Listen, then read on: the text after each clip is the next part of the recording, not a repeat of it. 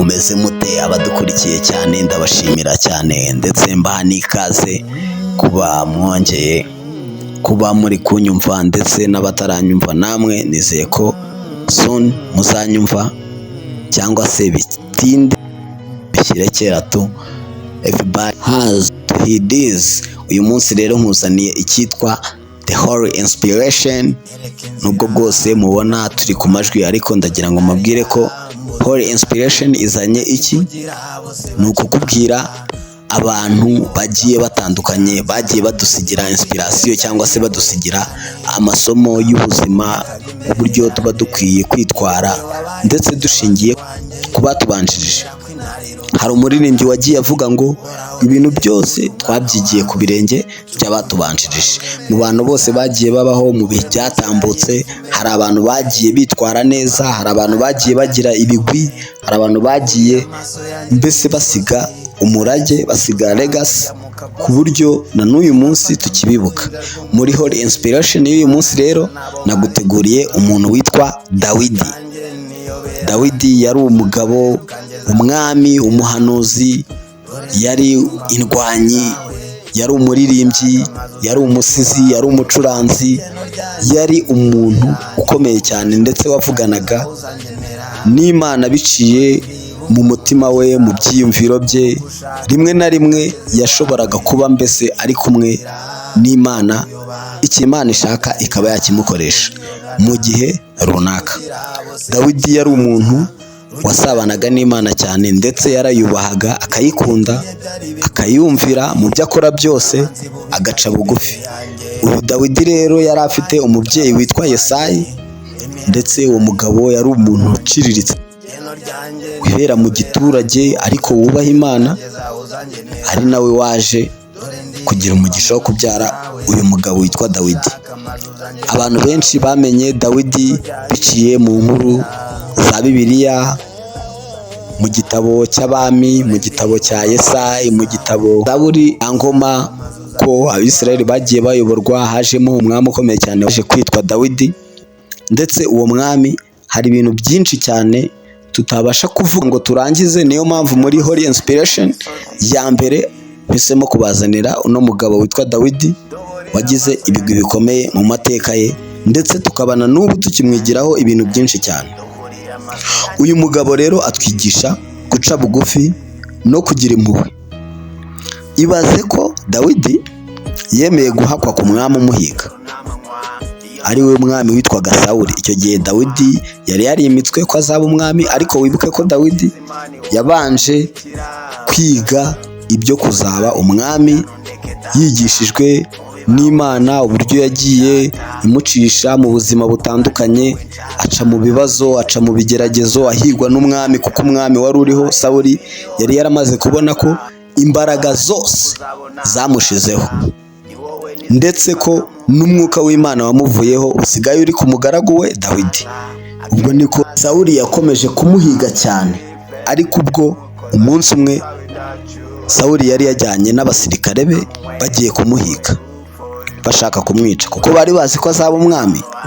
Ariko byarangiye Dawidi ari uguye gitumo Sawuli, maze Dawidi aho kwica umwami yanze kumwica, yanga no kumugirira nabi, afata ikinyita cy'umwambaro we. Basinziye baje kumuhiga bubiriraho, maze Dawidi amuguye gitumo nk'indwanyi, aragenda arakijyana, arabijyana, maze ageze hakurya aritarura, aramuhamagara ati nyakubahwa, ati databuja, mwami, dore sinakwishe nubwo we waje kunyica, wazanye n'abagabo bawe kugira ngo mundwanye, ariko ngiye Imana yakunkize mu biganza, sinakwica, sinagira icyo nkutwara, none genda amahoro. Urumva uwo mutima wo kuba wababarira umuntu ushaka kukwica kandi waguhiga atanakubabarira, ariko kubera ubugwaneza n'impuhwe no guca bugufi ndetse n'ubumana, ukumva ko ibyo ngibyo bigoye cyane ugomba kubikora. Niyo mpamvu ibyo byose byahise bivamo guca bugufi kwa Sawuli no kumva ko yigaye kubera ko uwo yaje kwica we atifuza kumwica. Ni umutima ukomeye cyane. Dawidi yaramubabariye. Dawidi ntiyigeze yica Sawuli icyo gihe Sawuli yasubiyeyo akozwe n'isoni cyane, ndetse afite kwicisha bugufi. Yaranatuye aramubabarira, nubwo bwose nyuma byaje kwanga, kubera ko n'ubundi Imana yari yarashyize umwuka w'ubugome muri Sawuli kugira ngo akomeze guhiga Dawidi, kuko n'ubundi igihe cye cyaje kugera Dawidi yima ingoma. Ariko kubera yihanganye, kubera yaciye bugufi, kubera ko atigeze namba atatira indahiro z'Imana. Ndetse n'iryo somo rikomeye twamwigiraho. Kenshi duhura n'ibigeragezo, abantu bakaturwanya kandi turi mu bintu dukunda, tugakora ibyo dushaka kugira ngo dutere imbere ntawe bibangamiye, ariko ugasanga bamwe bari gushaka kudushyira hasi, tugakomeza kurwana.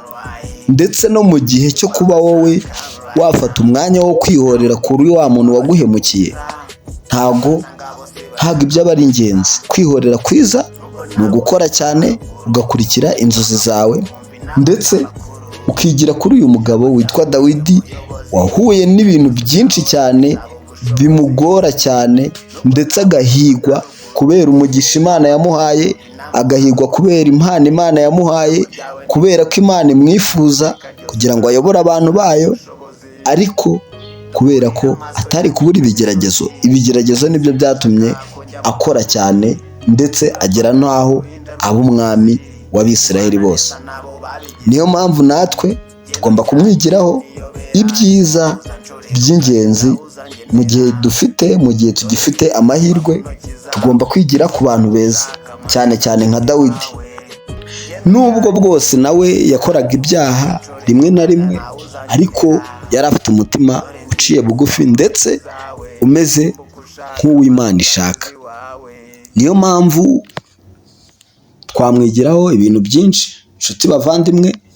Ariko nanone wibuke neza ko ibyiza byose kubyiga ni byiza, ariko ibibi ntabwo wabyigira ku wundi. Ugomba kwiga ibyiza, ugakora ibyiza mu buzima ugifite amahirwe, kuko hari abantu benshi bibuka gukora ibyiza batagifite ubuzima. Hari igihe wibuka gufasha mugenzi wawe, ubufasha warabutakaje, warabutereye inyoni. Hari igihe wibuka kugira ikintu cyiza wakora ngo witeze imbere, umuntu wari kugufasha atagihari.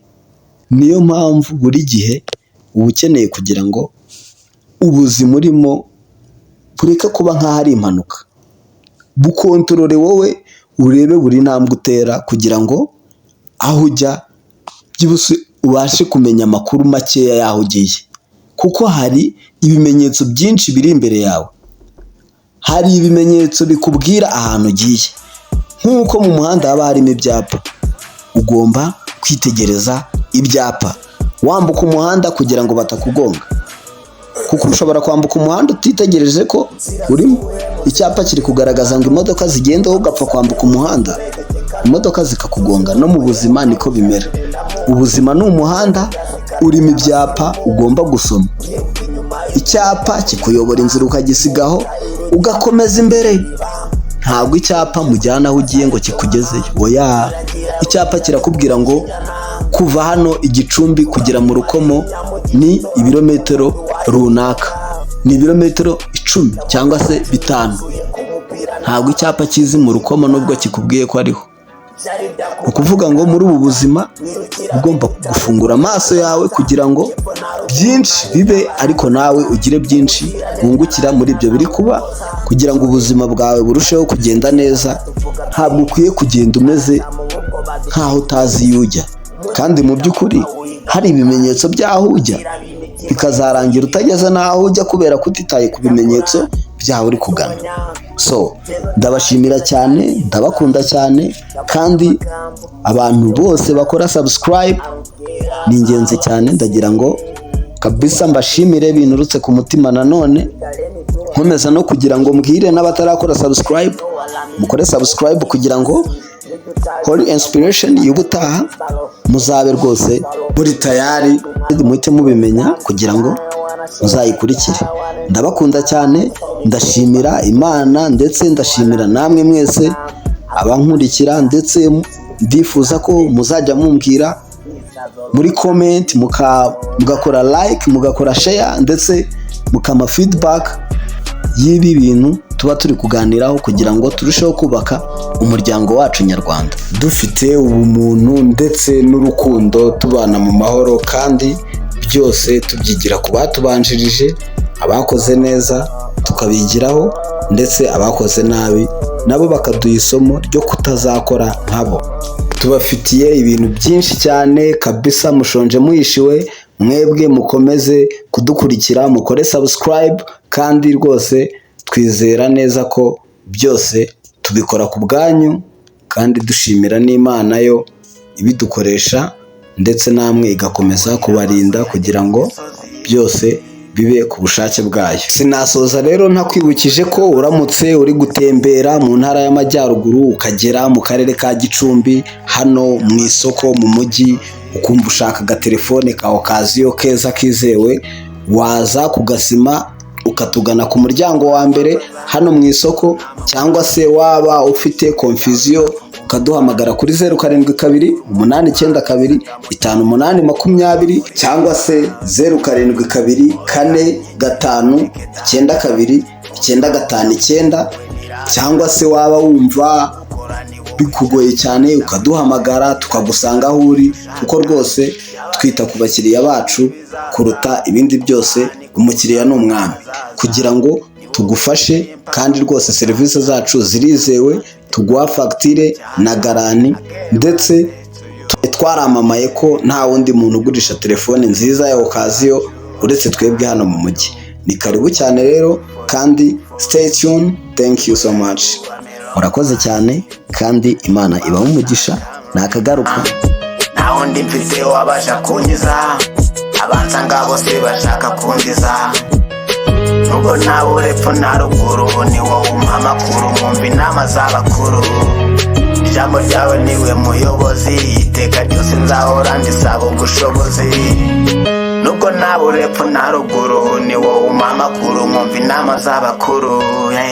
Ijambo ryawe niwe muyobozi, iteka ryose nzahora ndisaba ubushobozi. Duburira amaso yanjye ku misozi, abisi bashaka ko njya mu kagozi, kuki bamfata nk'uruhinda rw'umurozi, kubana neza nabo babigize inzozi. Geno ryanjye niyobera, ni wowe uzanshorera ukangeza uzangenera, dore ndibumba mu ntoki zawe, bumba uko ushaka amazu zangeze iwawe.